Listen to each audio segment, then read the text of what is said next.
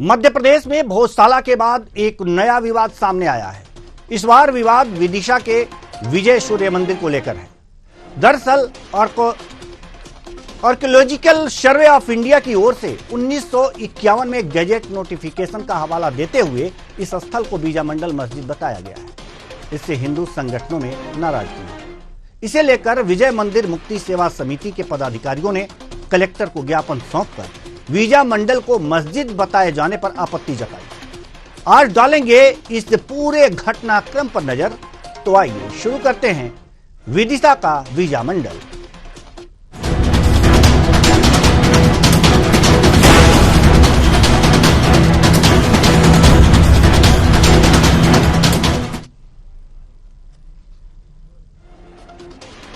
आज मामले की शुरुआत इस मामले की शुरुआत नागपंचमी की पूजा करने को लेकर हुआ।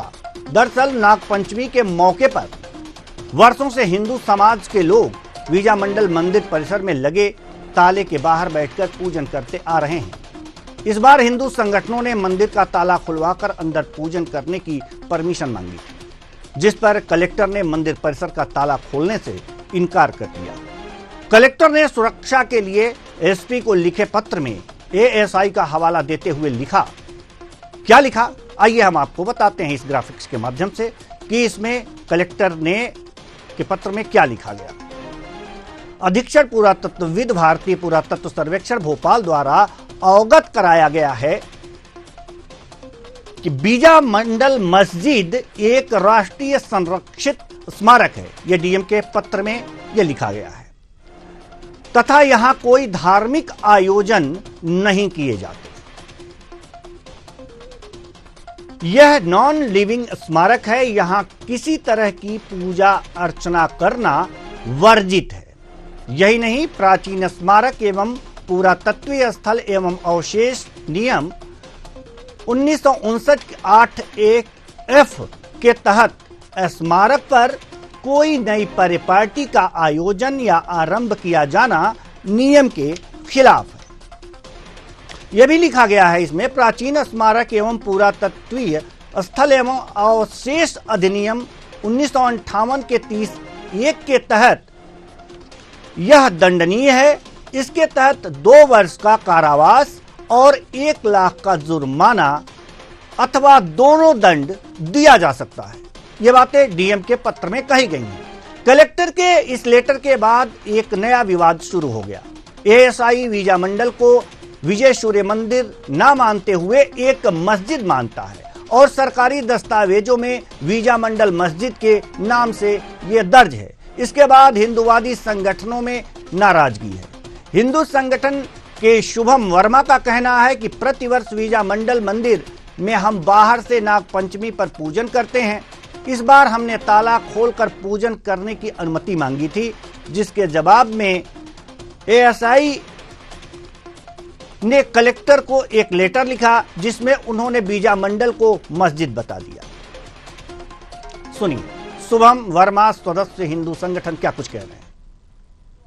ताला खोलकर कभी पूजा नहीं करने देते। 30-40 साल से हिंदू जो है यहाँ पर आ रहा है और आकर ताले की और चौखट की पूजा करके चला जाता है। तो ये बहुत ही शर्मनाक और अपमानजनक है हिंदुओं के लिए। तो हमने मांग की थी कलेक्टर साहब से कि सर हिंदुओं को इस बार ताला खोलकर पूजा कर लेने दो 15 मिनट के लिए। अगर वो ताला खोलकर पूजा कर लेंगे तो फिर हमारा आपका भी हो जाएगा। आप वापस उसको ताले को लगा देना, हम वापस चले जाएंगे। साल भर तो पूजा होती नहीं, नागपंचमी के दिन होती है। तो इतनी सी एक डिमांड थी। अब वहां से उनने एएसआई को ये पत्र भेज दिया कि एएसआई के हाथ में, और जवाब में हमको जो लेटर आया उसमें लिखा था कि बीजा मंडल मॉस्क है। बीजा मंडल एक मस्जिद है, इसके अंदर तुम पूजा अर्चना नहीं कर सकते, इसके अंदर धर्म का कोई काम नहीं कर सकते। अगर करने की कोशिश करोगे तो 2 साल की सजा और 1 लाख का जुर्माना होगा। तो इस तरह का एक फरमान जो है, जो औरंगजेब के समय में शायद निकलता होगा, वो आज हमारे ऊपर निकाल दिया गया। मुस्लिम समाज बोल रहा है कि मंदिर है, वो कह रहा है कि हमारा हिंदुओं से कोई विवाद नहीं है। आर्कियोलॉजिकल सर्वे ऑफ इंडिया जबरदस्ती हिंदू मुस्लिम विवाद करवाने की कोशिश कर रहा है। यहाँ पर मस्जिद कहकर पूजा के लिए हिंदू आते हैं।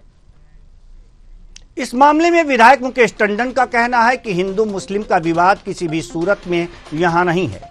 विधायक ने मांग की है कि एएसआई की ओर से जो ताला लगाया गया है उसे खोल देना चाहिए।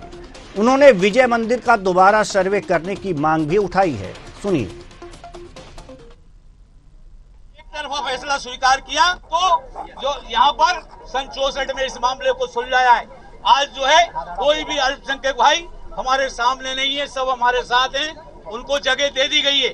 मगर ये दुर्भाग्य है कि हमारे उस समय के जो जिम्मेदार लोग थे उन्होंने एक तरफा फैसला स्वीकार किया। उस समय बंटवारा बराबर का होता है, अगर उनको जगह दी गई तो ये मंदिर हमको दिया जाना चाहिए था, मगर ये मंदिर हमको नहीं दिया गया। ये दुर्भाग्य की बात है। उस समय की जिम्मेदार जो भी लोग हो, जो भी परिस्थिति नहीं हो, अगर उस समय बराबर का बंटवारा हुआ होता तो आज ये विशाल मंदिर हमारा बन गया होता। मगर जो भी हो गई आज हमने पूजा की है, भगवान से ये प्रार्थना की है कि इस मंदिर को मुक्त कराने में, इस मंदिर के निर्माण करने में भगवान हमको आशीर्वाद प्रदान करे।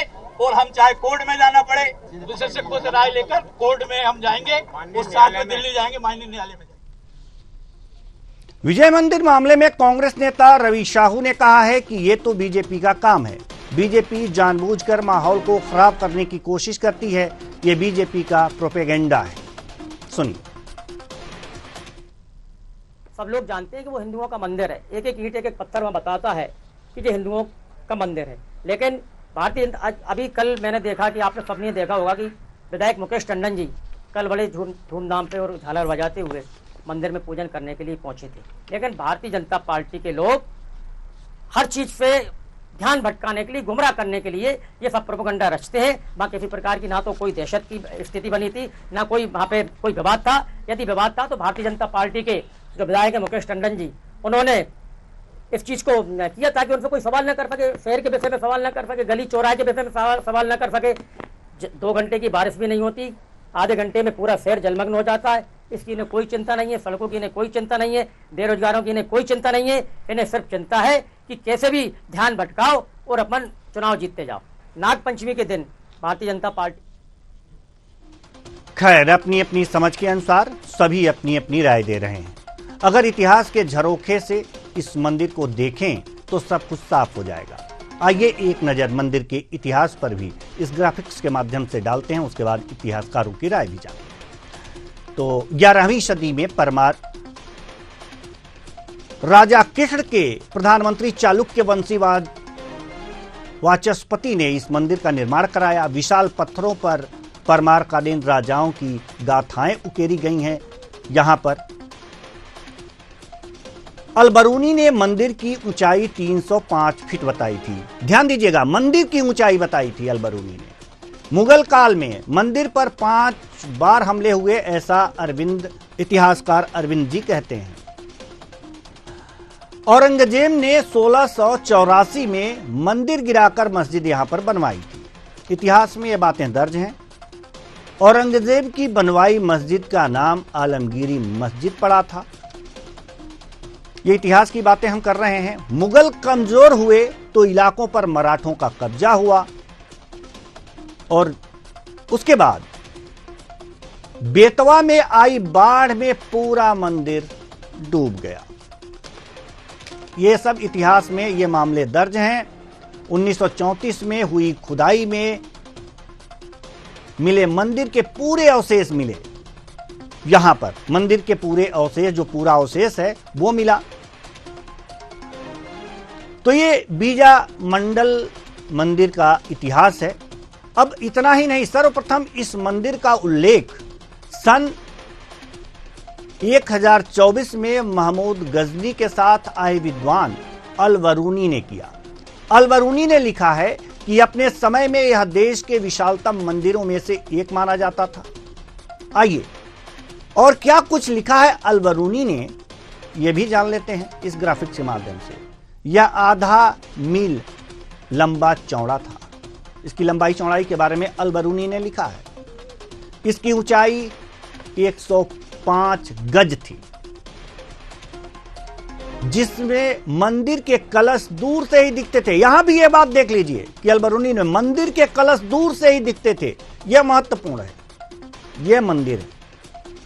अलबरूनी ने लिखा, यहां साल भर लोगों का मेला लगा रहता था, दिन रात पूजा आरती होती रहती थी, ऐसा अलबरूनी ने लिखा, जो गजनी के साथ आया था।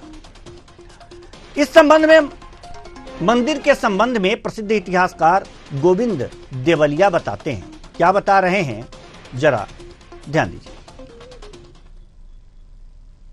इस मंदिर का निर्माण चालुक्य वंशी राजा के मंत्री थे, वाचस्पति नाम के। उन्होंने मालवा विजय के उपरांत विजय स्वरूप करवाया था, इसलिए इसको विजय मंदिर भी कहा गया है। और उन चालुक्य वंशी शासकों की आराध्य देवी चर्चिका देवी थी, इसलिए चर्चिका देवी की या विजया देवी की यहाँ मूर्ति स्थापित की गई।